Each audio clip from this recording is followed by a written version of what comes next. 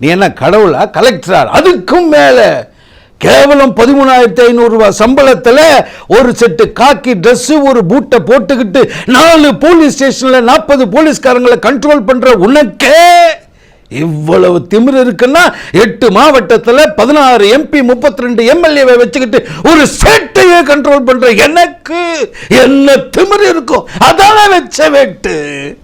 ஐயா ஏன் தேவான அவன் எனக்கு கஞ்சிக்கு சத்தவனாட்டம் இருக்கிறான், அவனை போய் நம்ம புலியோட ஒப்பிட்டு பேசுகிற? ஐயா அதெல்லாம் வேணாம்ப்பா, வேணாம்.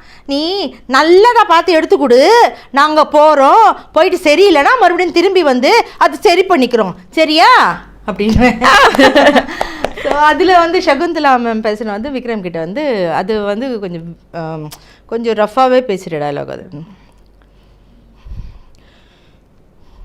என் தம்பி மேலேயா கை வச்ச?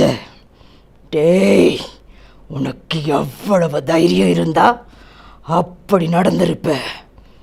இருடா, கவனிச்சுக்கிறேன். ஓ தேங்க்யூ.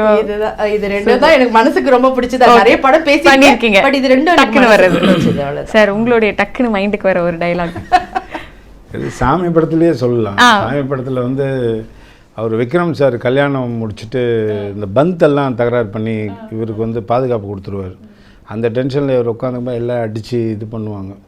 அப்போ விக்ரம் சார் கோபமாக அவர் பார்க்குறதுக்கு வருவார். அப்போ இவர் உட்காந்துக்கும்போது சொல்லுவார், வாலே சாமி, என்னலே கல்யாணம் முடிஞ்ச கையோட ஆசீர்வாதம் அங்கே வந்துட்டியோ, எங்களே உன் பொண்டாட்டின்னு. இவர் டக்குன்னு வந்து டேபிளை தட்டி விட்டு, உனக்கு எதாவது அறிவு இருக்காயா அப்படின்னாரு. எதுக்கு அவங்களுக்கு வந்து அந்த மாதிரிலாம் நீ பண்ண அப்படின்னு கேட்டவனே, யாரை கேட்டிலே முதல்ல பந்துக்கு பாதுகாப்பு கொடுத்த?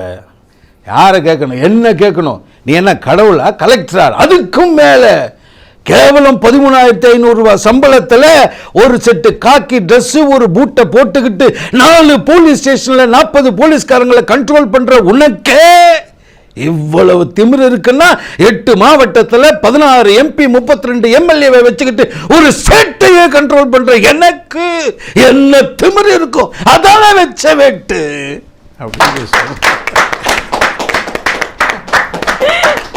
சார் அதாவது இது கண்டிப்பா சொல்லி ஆகணும். கோட்டா ஸ்ரீனிவாச ராவ் சார் அப்படின்னு சொன்னாலே அந்த குரல் தான் முன்னாடி வரும். நிறைய பேருக்கு வந்து அதுதான் அவருடைய ஒரிஜினல் குரல் அப்படின்னே வந்து நம்பி அவ்வளவு அவருடைய குரல் யாருக்குமே தெரியாது.